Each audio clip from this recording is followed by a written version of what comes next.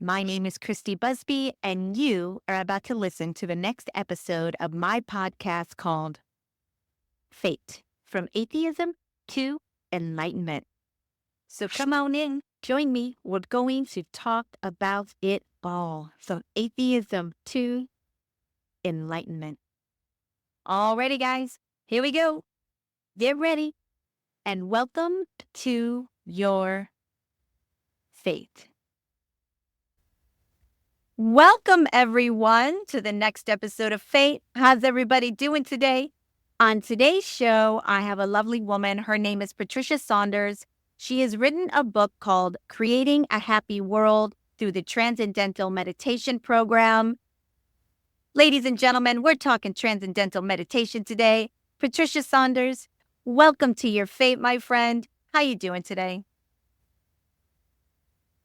Thank you, Christy. It's lovely to be here. So thank you for letting me come on your show. I've been looking forward to it. The pleasure is all mine. I am actually really excited to talk about meditation. I have recently, in the last 6 months, started a practice of my own, and it has been interesting. So I'll be asking you some questions along the way here. But let's get into your book, which I read. I found it fascinating. I learned quite a lot, actually. And let's start off with happiness. What do you feel is the state of happiness currently in the world? Where are we at in the happiness gauge? Yeah, that's a good question, actually. I'm in the US, and I can tell you that the US always used to be in the top 20 countries when it came to happiness. But unfortunately, it isn't anymore. It's just been knocked out of the top 20, which means that people are less happy today than they have been in the past. And that's surprising given the advanced development of the country and so many opportunities that people have, and yet they're not happy.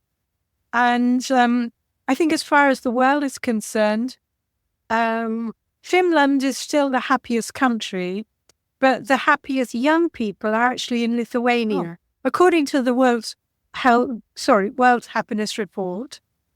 So, that's kind of interesting. It is. And I mean, the most unhappy people are in Afghanistan, which you would guess, which we could perfectly understand. And I think that one thing is, I think it's young people especially that are less happy than ever. And there are reasons for this. I mean, I don't know all the reasons, but some reasons I think are fairly clear. I mean, social media, for instance, can be very isolating. It can create loneliness. There's always the pressure of, online bullying or, online pressures of one kind or another. That's one thing. It especially affects, I think, young girls. They seem more prone to, suffer from the least good factors about social media.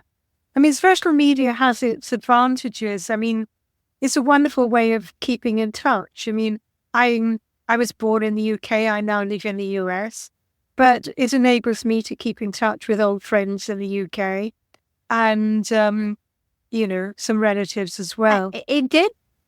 It did start off that way. When Facebook came out, I remember getting in touch with people that I never would have ever spoken to ever again had Facebook not come about. Like, it was a beautiful thing in the beginning, and it was fun and entertaining, and it was a great way to exchange ideas. But it really has turned into a cesspool of negativity, of bullying, and of as you had said, as far as young girls go, an immense amount of pressure to keep up, to look a certain way, to have certain things, I I don't know what the answer is because I don't see social media going away, but I don't think we're using social media in the best way that we could be for everyone, not only young girls, but for everybody in its entirety. I just don't feel like it's panning out the way we hoped it would. I think you're right. And I think one of the problems, if you're on a train somewhere and you look around, everybody is on their phones, sort of checking their texts, checking, you know, listening to something or trying to contact Facebook or Twitter or whatever. And the thing is, we miss those old moments when we used to see someone in the street and say, "Oh, good morning," and how are you? And maybe see a neighbor. How's everything going? How's your mother? That all these kind of small conversations on a one-to-one basis, which I think create some degree of well-being. When you greet someone in the street and smile, it leaves an impression on them. And that impression isn't there if we're just all the time looking into Facebook or looking into, well, it's not Twitter anymore, is it? It's X and so on, or any of the other social media platforms. We've lost our it has enabled us to lose our connection to each other too. We no longer feel connected to each other because we're not even looking each other in the eyes anymore. There's no connective tissue between anybody. I'm not a young person. I remember growing up and being without my phone, and you would sit on a train, a bus, go to the mall, and you would have eye contact. You would talk to somebody in a restaurant. You would talk to somebody at a bar. You just had more communication and connection with other human beings in general. Well, that's right. And that somehow expands one's perspective. Yeah. They used to say travel broadens the mind. Well, connecting with more people, going out and talking to somebody, you make that connection. It increases one's own confidence. It increases one's own happiness level, basically. And whoever you're talking to, the same thing happens. I mean, it's so amazing. I mean, I live in a small town, and still, if I'm walking down the street, a stranger may say, "Oh, isn't it a lovely day?" Or "I love that scarf you're wearing," or something. There is that lovely kind of interpersonal connection between me and total strangers. Yeah. Yep. I also don't know if people actually understand what happiness feels like. I mean, you talk a little bit about in your book about fleeting happiness and that is not real happiness. And I think that people think that, getting that materialistic item or having some sort of fleeting happiness is real happiness. And even for myself, I questioned, have I ever really been truly happy for a long, extended period of time, a sense of peace and well-being? But why don't you talk a little bit about what type of happiness there is out there and what does real happiness feel like? Thank you. I think if we think of human beings, there are 4 levels, if you like. There's the mental aspect of being human, there's the physical aspect, there's the emotional aspect, and there is a spiritual aspect as well. And that is not talked about a great deal. We're absolutely bombarded with negative, well, if you like, a materialistic view on life. I mean, if you look at adverts, for instance, or the news, or just generally, even in movies or TV programs, there's a tendency to move away from getting anywhere near discussing or showing someone's spiritual side and just focusing on things that are more ephemeral, in other words. And I think true happiness is fulfillment on all levels, especially spiritual fulfillment. And I mean, that's all bound up with experiencing consciousness. I mean, let me just say a little bit about transcendental meditation and what actually happens, because that can make it easier to understand what I'm going to say about happiness. When we meditate, at least when we do TM, the mind settles down through finer and finer levels of thinking on the mantra until it goes beyond all thoughts and beyond all feelings and experiences what we call pure consciousness, or some people will call it oneness or being, or the Tao, or the peace of God that passeth all understanding, or samadhi, or some other term.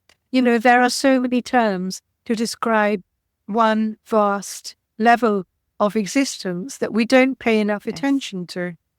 And when we experience that deep peace that is part of that level, then when we come out of meditation, we bring some of that deep peace with us. And that peace is also, it contains bliss within it, because there's a phrase in the Bhagavad Gita, which probably your readers, your audience is very familiar with, which says, and let's hope I've got this right. So without peace, how can there be happiness? So the fundamental line for anybody to be happy or to feel happy is that level of peace. And that comes with experiences of the transcendent, going beyond thought, experiencing oneness, the transcendent, and bringing something of it back with you. And the nature of the transcendent is also bliss. So peace and happiness go together. But in the same way that one can't have real happiness if you're so much, or if you're so peaceful that there's nothing else there, then it becomes almost like a machine-like state. And at the same time, you can't have happiness, really, unless one is at peace. We talk about describing someone, she's a very together person, or, she's not very together today, or going through a bad patch, or that. But talking about togetherness in the context of an individual implies some fragmentation inside one. And the moment you have that fragmentation, then you lose that unifying experience of peace. And when you lose that, then you lose your happiness as well, because peace and happiness are so related, they're so connected. One is the other. We have deep peace, and that means that there is some level of happiness there as well. And that builds up in the physiology, and that's the kind of peace and happiness, but especially happiness, that I'm talking about in creating a happy world. Because, as you rightly said, one can maybe have some happiness because you have a really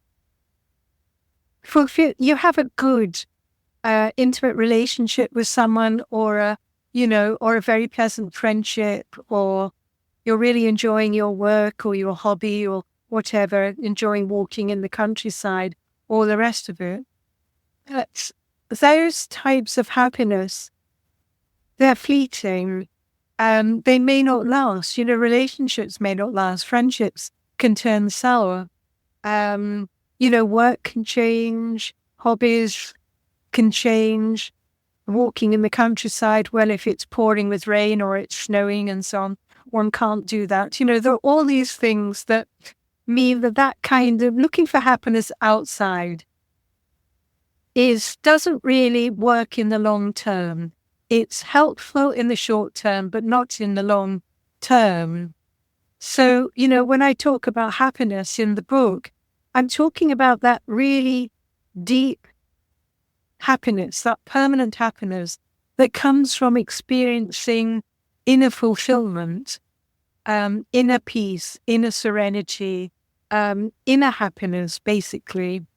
I was thinking the other day, actually, being in a train station and seeing there's so much rushing around and what seems like chaos, people looking at the timetable, see what platform their train is and, and all the rest of it.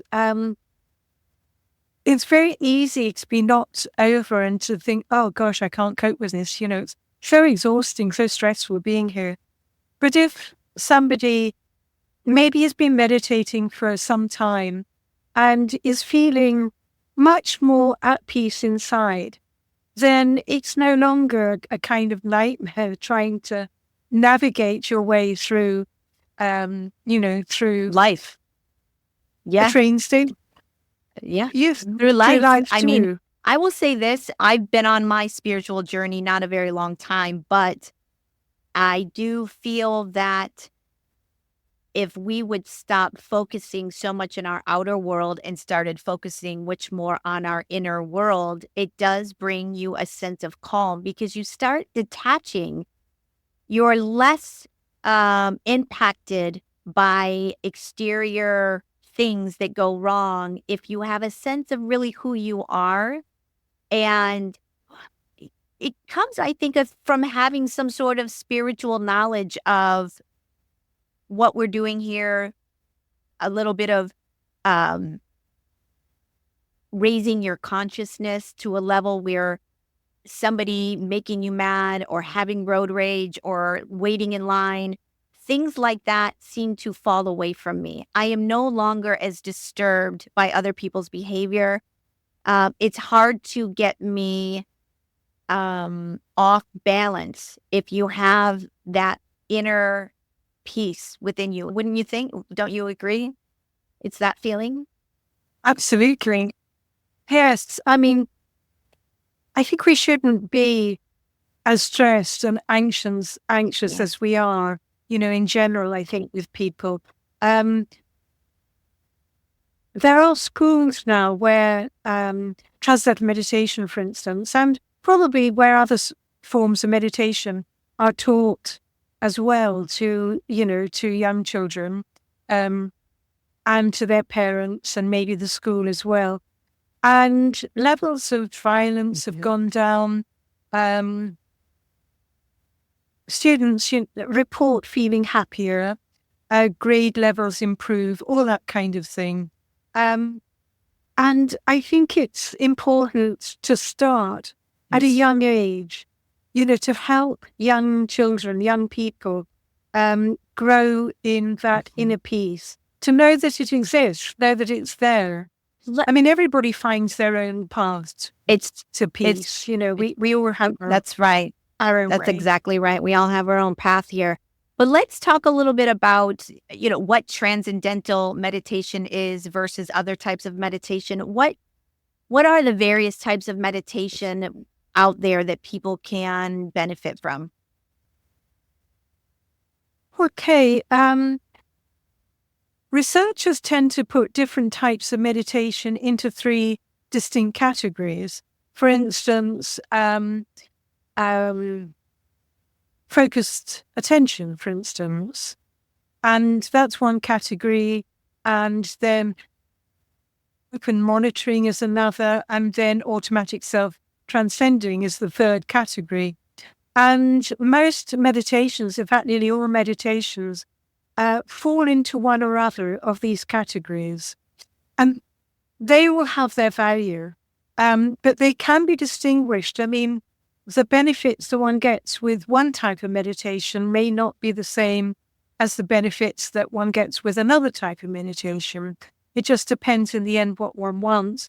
I mean, with focused attention, I know that EEG measurements indicate that there's quite a fast level of brainwave coherence going on inside the brain, whereas with open monitoring, it's much slower. Now, with focused attention, that would be a type of meditation that involves concentration, for instance, where the mind is heavily focused or concentrating on something, whether it's a candle, a flower, or whatever it is.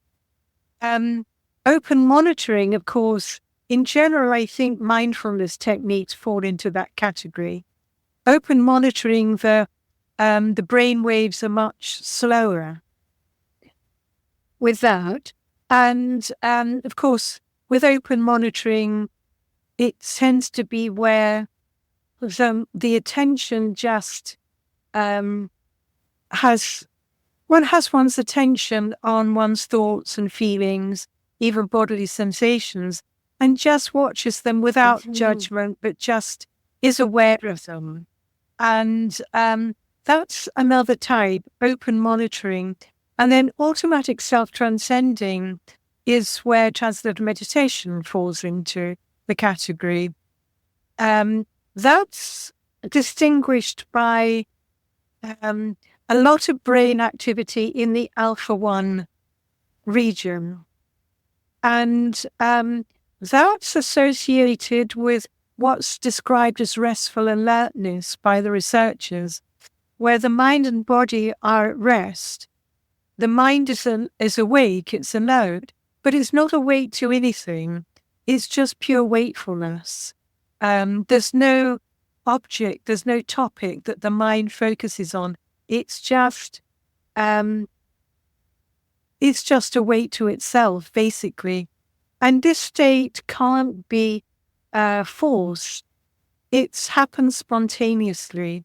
And it happens because the mind goes beyond all the limitations of our thinking, our feeling, all the plans we make, everything, the mental conversation that's always going on inside our minds. The mind goes beyond that and experiences that inner bliss, basically, that deep peace and inner bliss, and then brings it back out into activity.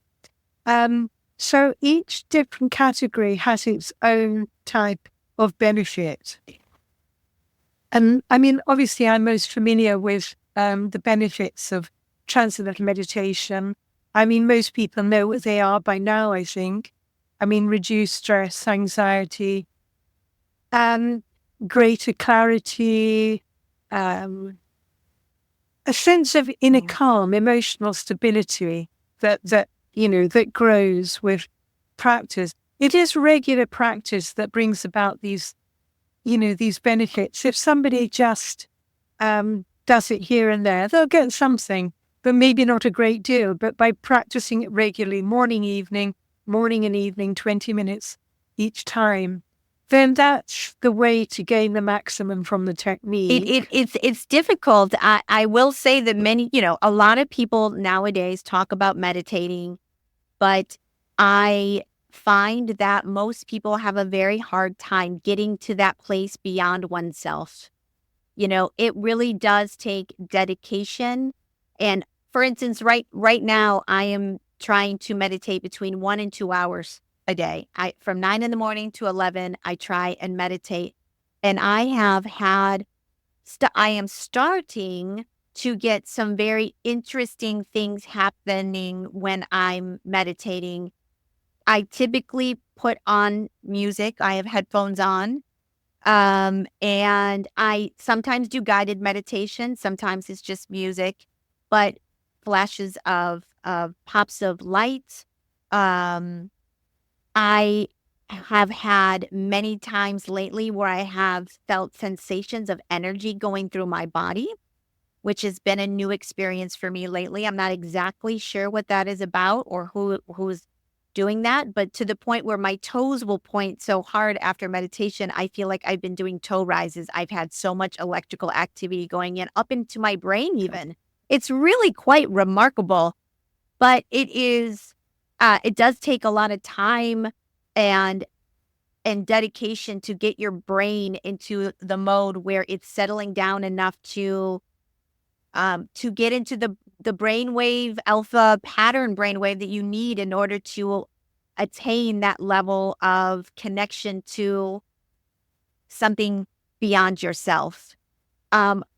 if you had to give people's advice on the best way to calm the mind and get into a meditative state where they are going to have an experience of deep bliss, do you have certain steps that you could tell people? I know lots of people would love to be able to up their meditation game because, I hear it all the time that everyone gets frustrated that they're not able to quiet their monkey mind enough to get a lot of calm and peace from it.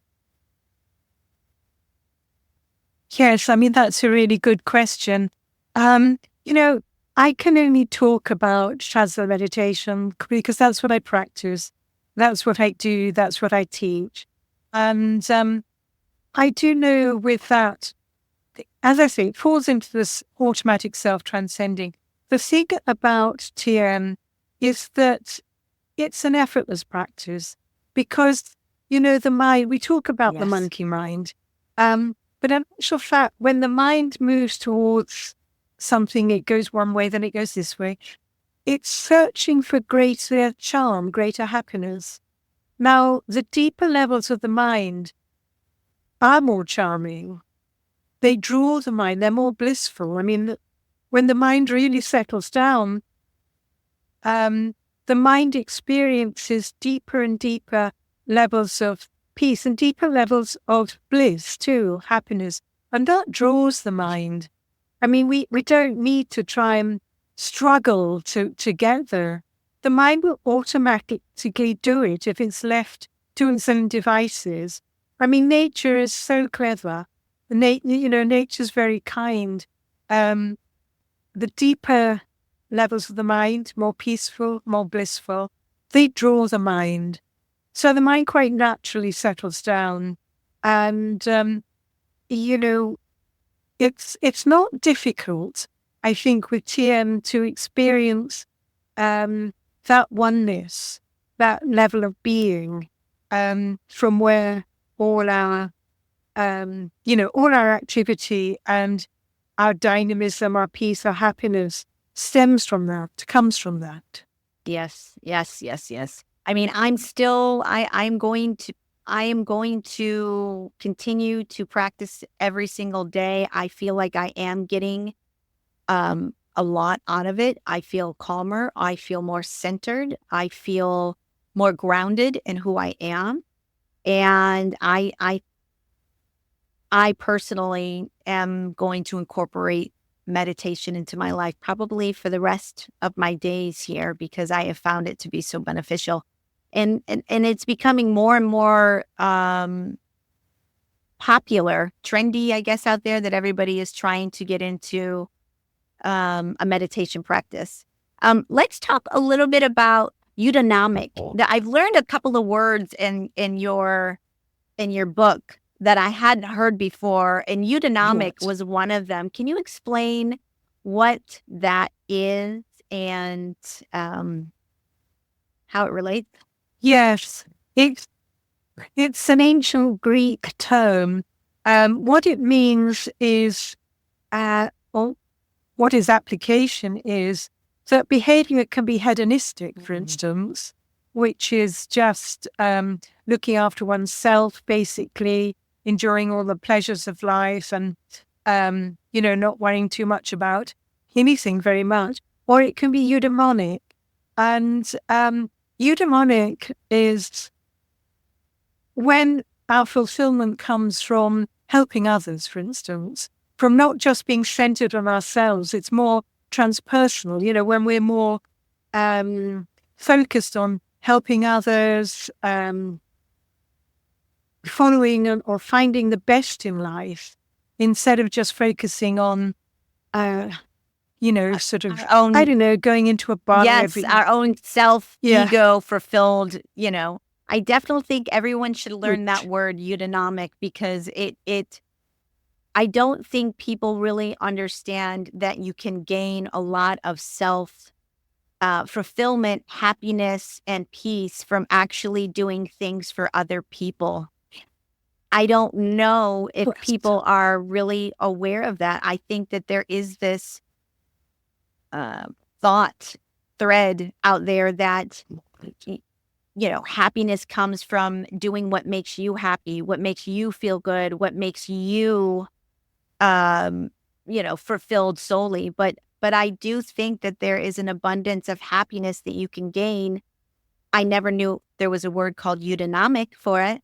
That if people took the time to really give more to others, lend help to others, go out of their way for others, that it does give you a really good sense of well-being.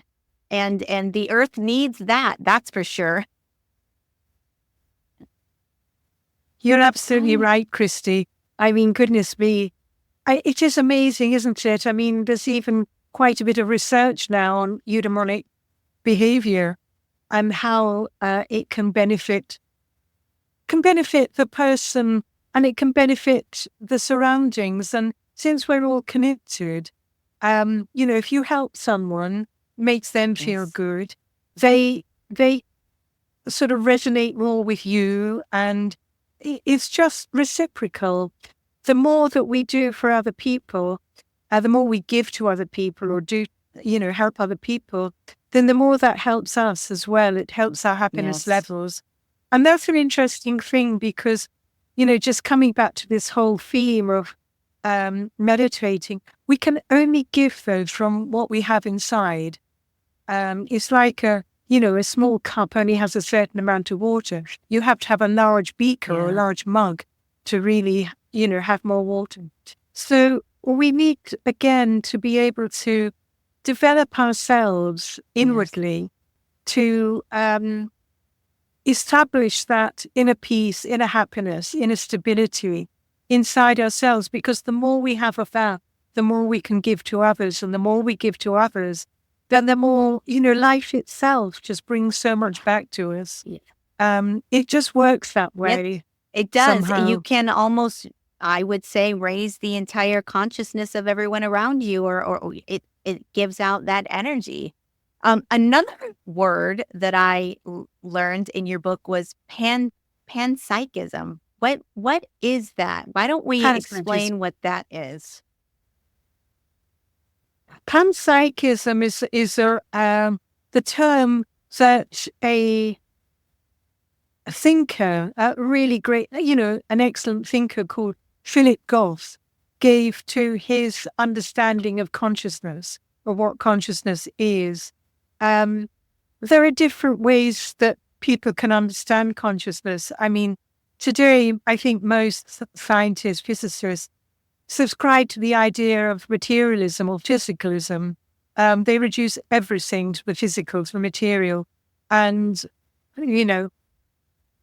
I think they miss so much that they need to do a lot of long meditations in order to change their viewpoint. I do think there is a resurgence of rethinking materialism in scientism. And I think there's more and more people out there that are understanding that there is more to us, that there is more going on than just the materialism that we see around us. But coming back to panpsychism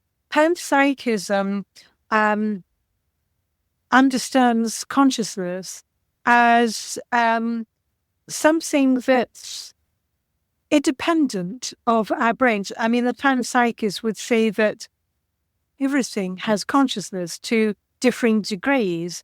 I mean, obviously animals have consciousness. But I mean, a panpsychist would even say that plants have consciousness, for instance, which we know. I mean, I believe that trees communicate with each other through their roots. There was an interesting documentary about that some time ago. And that everything has consciousness to different degrees. I would take that one step further.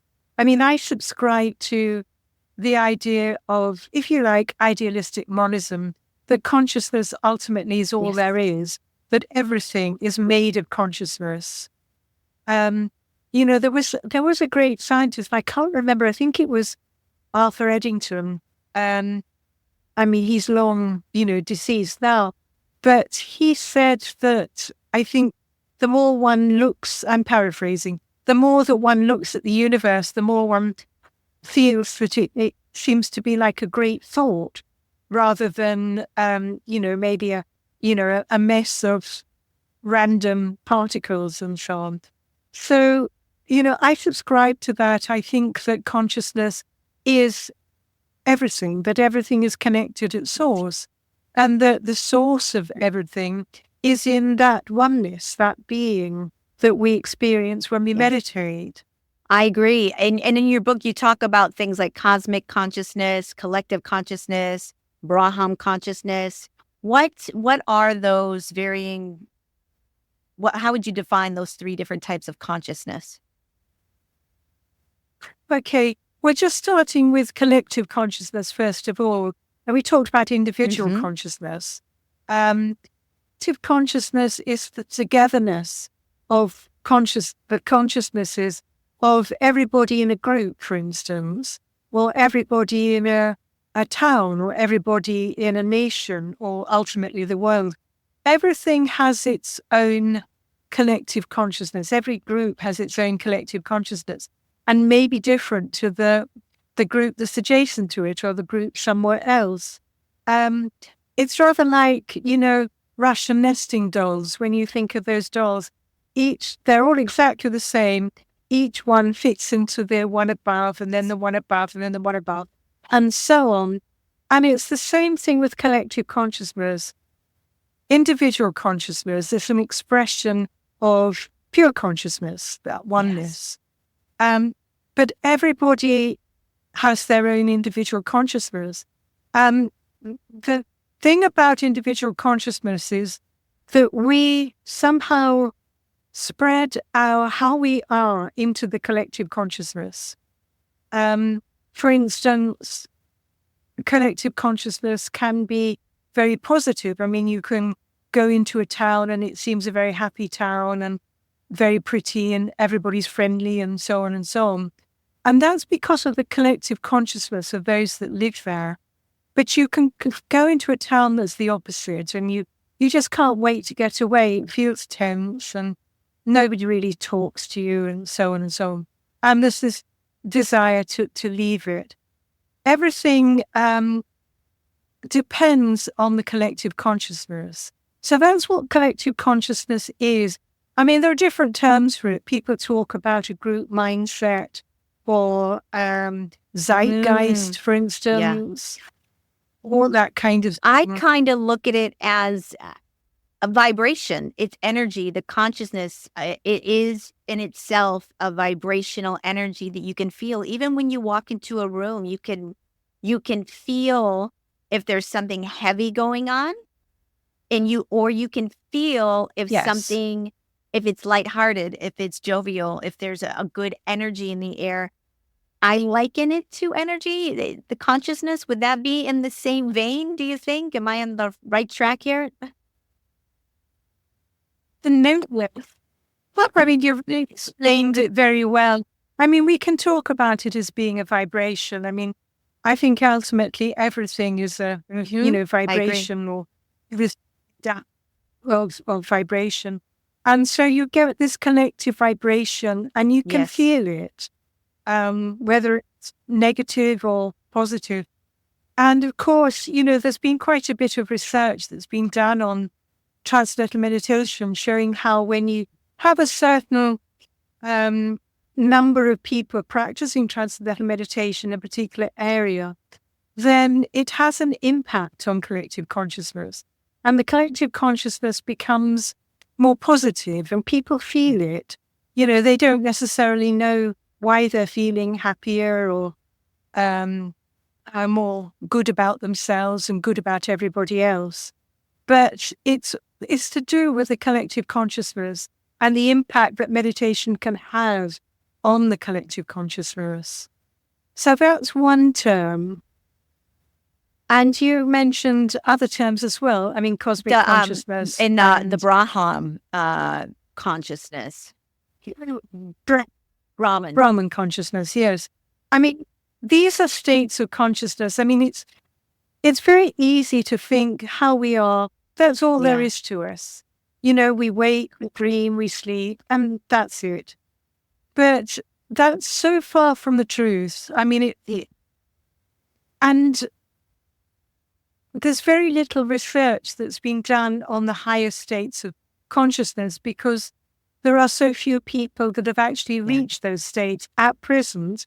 I mean, I think as consciousness rises or the vibration of the world rises and improves, then more people will reach higher states of consciousness. And I detail these higher states of consciousness in the book. Pure consciousness, transcendental consciousness being however one wants to describe it. I mean, certainly transcendental consciousness is a fourth state of consciousness. It's separate from the first three. And it's what we experience when the mind goes beyond thought and experiences transcendental consciousness. Being the body, mind and body at rest, but awake. I mean, that's a completely different state of consciousness to waking state or dreaming or sleeping.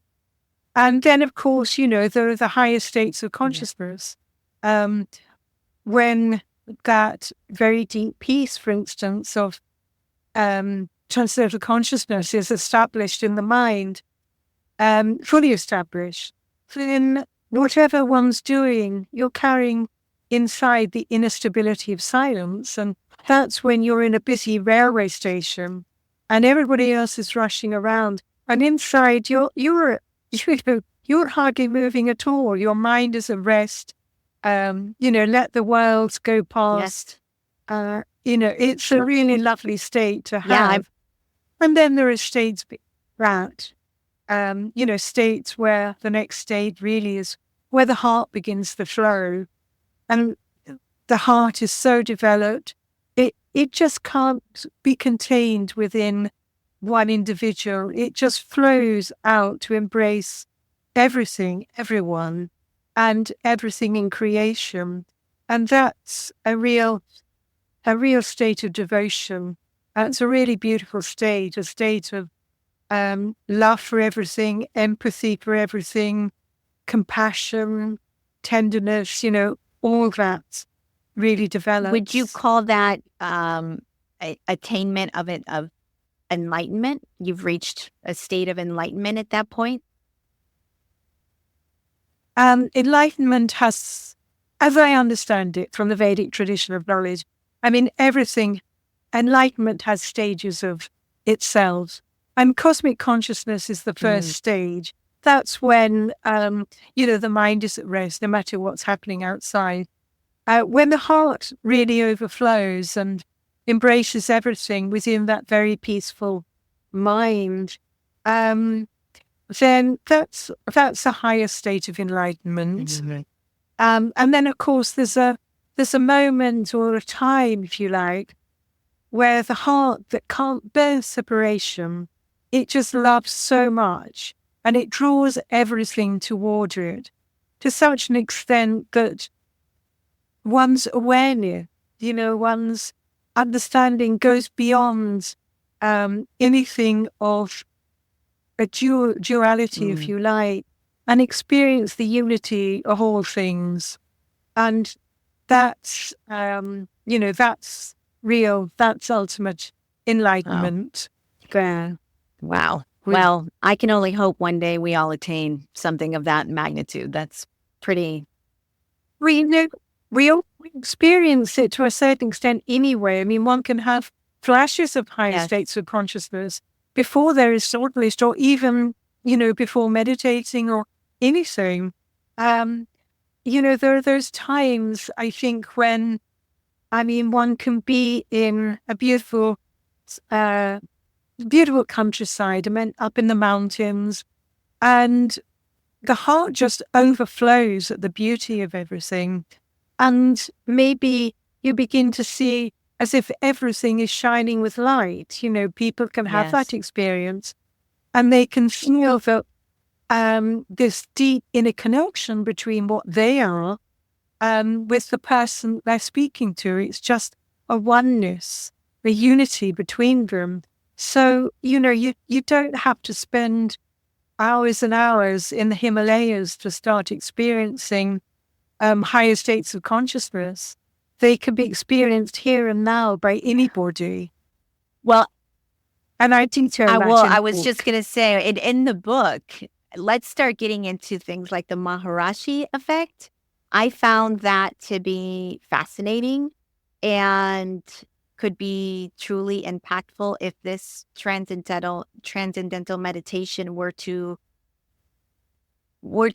spread like wildfire. It really could change everything within our consciousness and the way in which the earth and people interact and feel. And let's talk about that a little bit and how important that is. That's incredibly important. It's the Maharishi effect and was named after Maharishi Mahesh Yogi, who first brought TM to the West and who first, predicted the fact that if you have large numbers of people practicing transcendental meditation together, it'll have an effect on your environment. That's something we just talked about.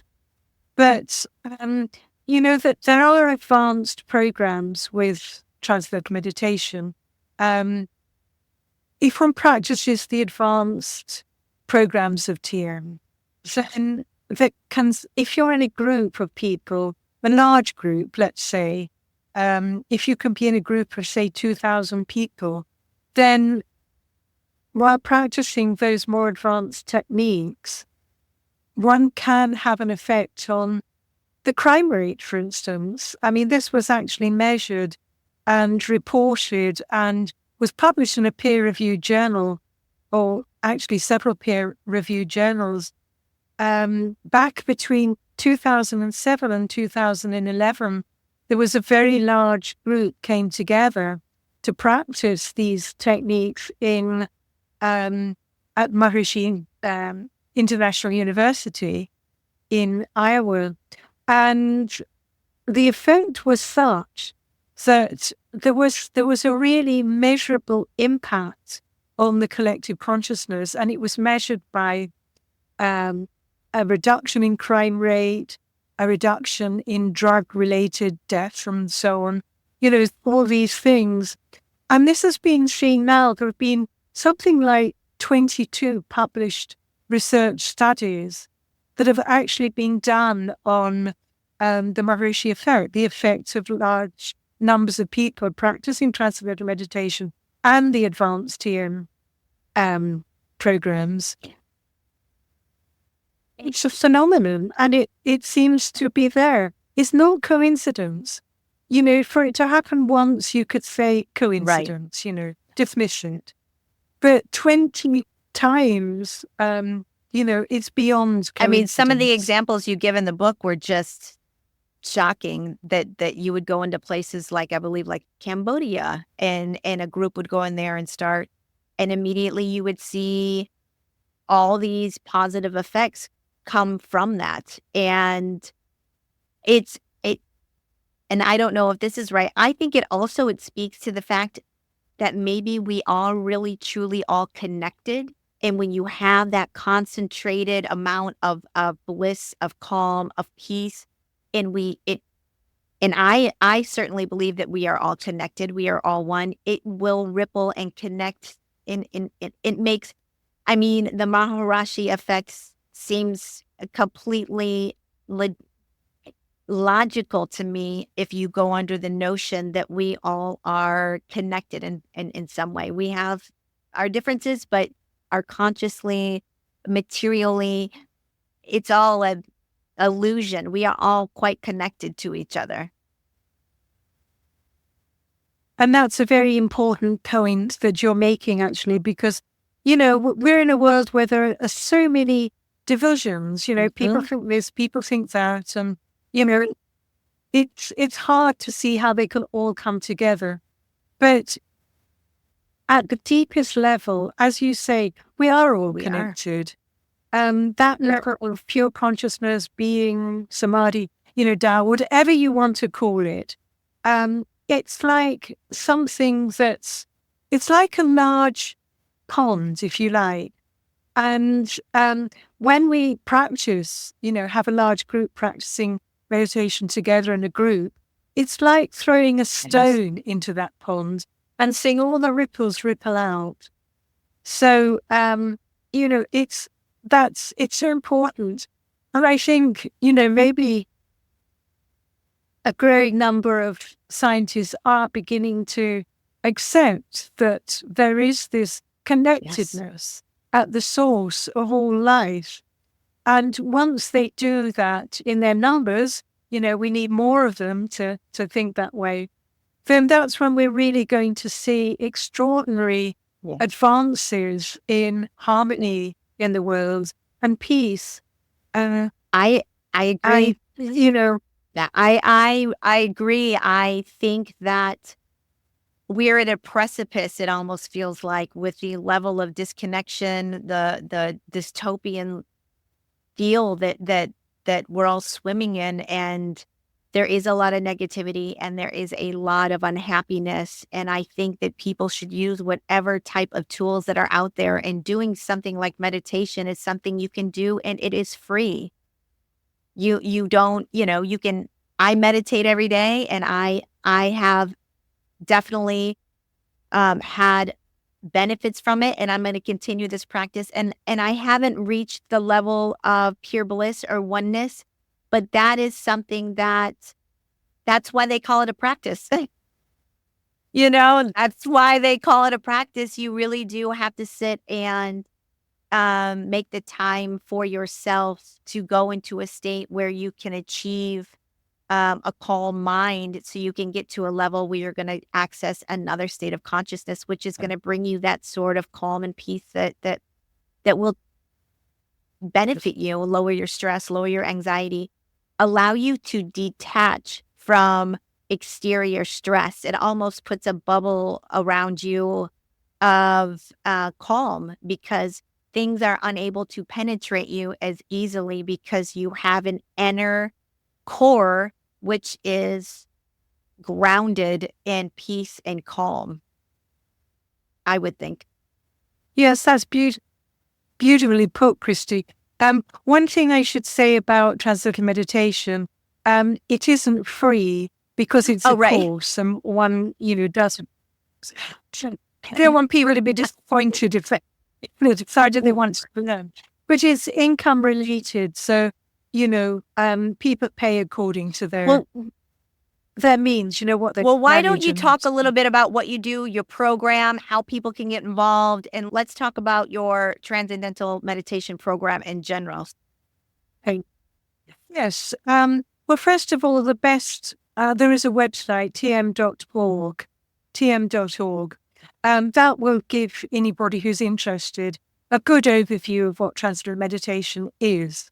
And then, obviously, in my book, I talk a lot about Transcendental Meditation and what it can do for personal happiness and for collective happiness and for global happiness, ultimately.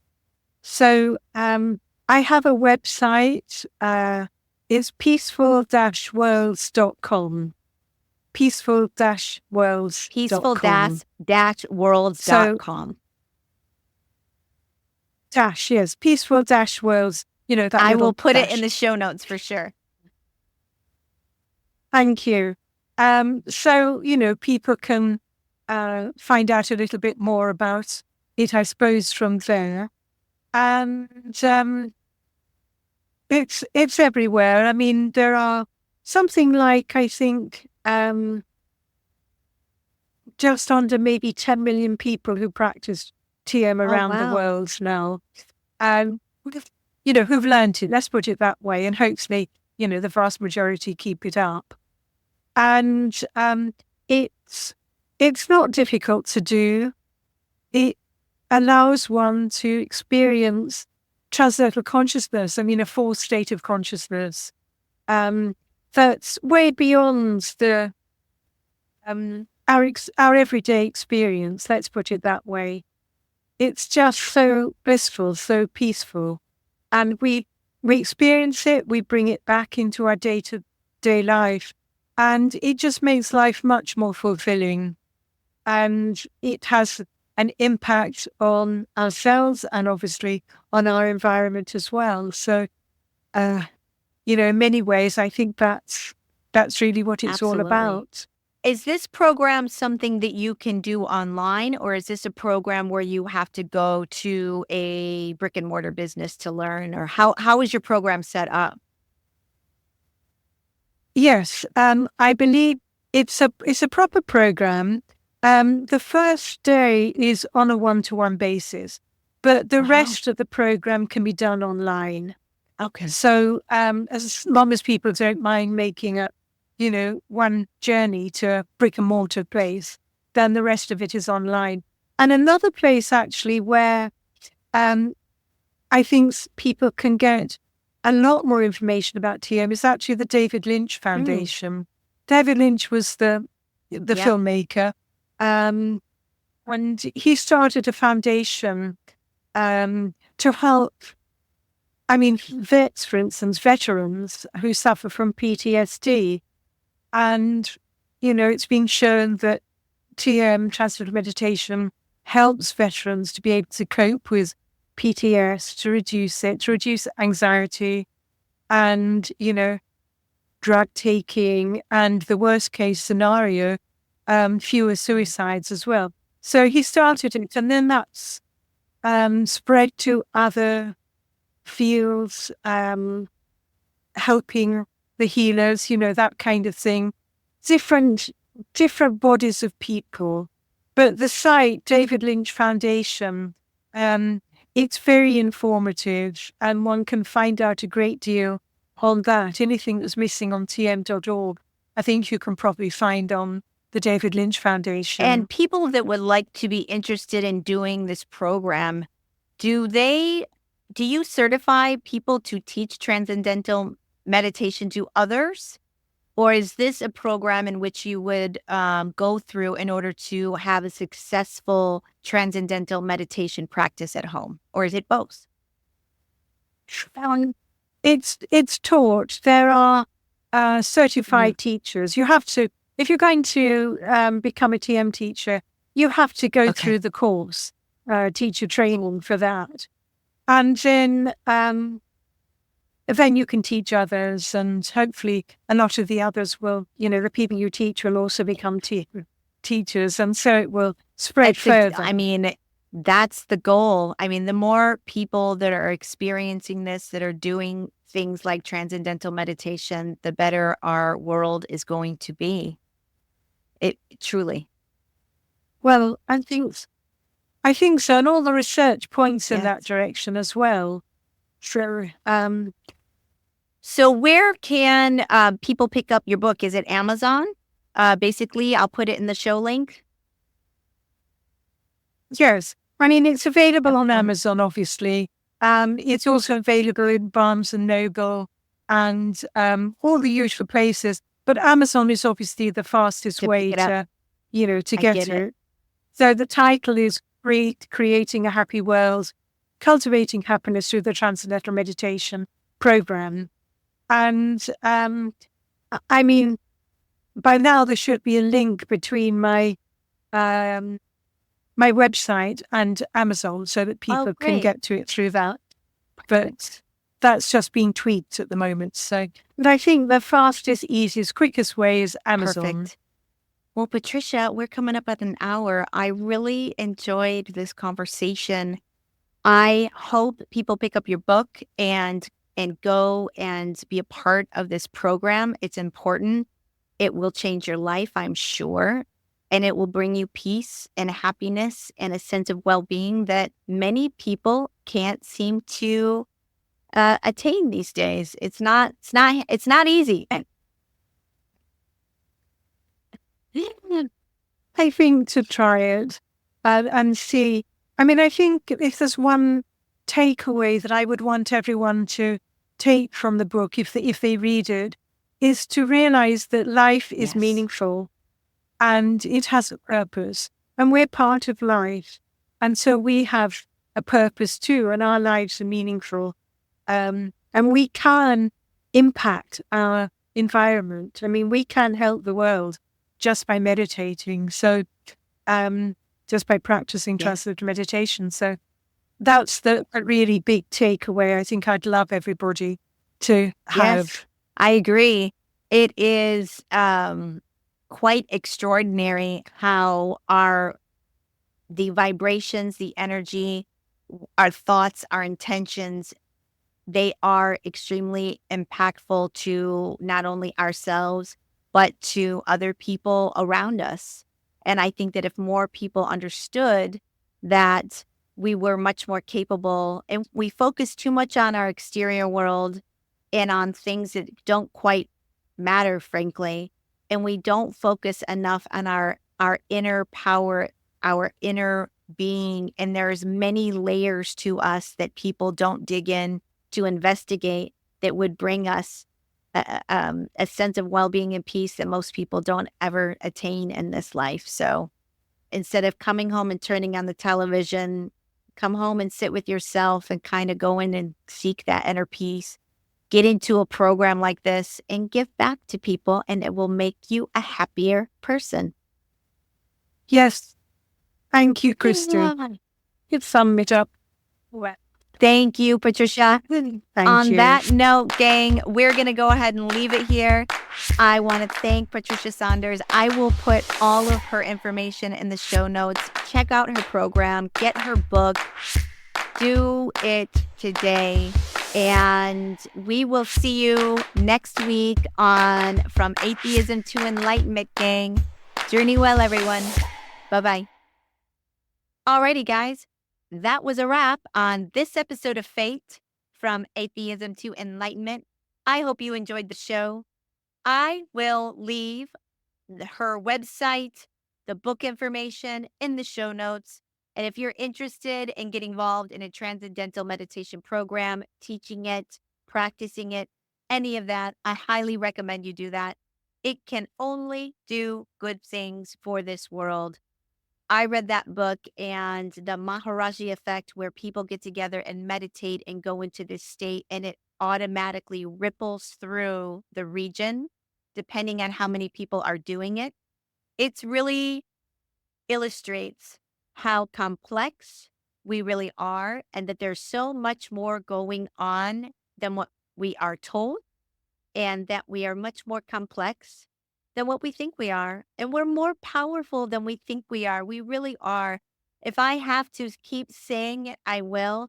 But there is a power within that most people do not tap into. And I'm working on it myself. I'm meditating every day. And I had said in the show, but there is an energy that is going through me when I meditate, and I don't know exactly what is going on. But I will share with you that one of the meditations that I'm doing is I have come across this program called the Gateway Experience. And this gentleman, Robert Monroe, there's a Monroe Institute out there if somebody's interested in looking this up. Apparently, back in the 70s and 80s, he was doing research on astral projection, out of body experiences, and he became quite successful to the point where our government, the CIA, recruited him to do a series of tests and researching, cooperating with the government to investigate astral projection, out of body experiences. And some of you may be already aware that there is this series called the Gateway Experience, and some of them are on YouTube or Spotify or whatever. And he basically has a step-by-step series where you can start tapping into another realm. Starts out where they kind of put you in some breathing exercises. They do certain sounds in certain ears, binaural beats. You do these breathing exercises that he calls resonating, and you chant a little bit with them. And apparently it allows your left and right hemisphere of your brain to communicate or to coordinate better. And I have started the beginning series of these gateway experience programs. The term he uses for this is hemisync, and there's hemisync music out there. And um, anyways, this program, I've only just started it, but already my meditations are deeper. They're more mystical. Can I say that? And like I said, the energy that is going through me when I'm meditating is even my nails are growing longer. If you I mean, I don't know. I don't know. I'm open to everything. I'm just check it out. The Gateway Experience. If you're interested in having a different experience when you're meditating, maybe exploring a little bit more, all kinds of people report everything from having out of body experiences to having full on conversations with an entity to uh, vivid, lucid dreaming. I mean, there's all kinds of reports. You go into a hypnotic state, there's something called the focus 10, and it's pretty trippy stuff.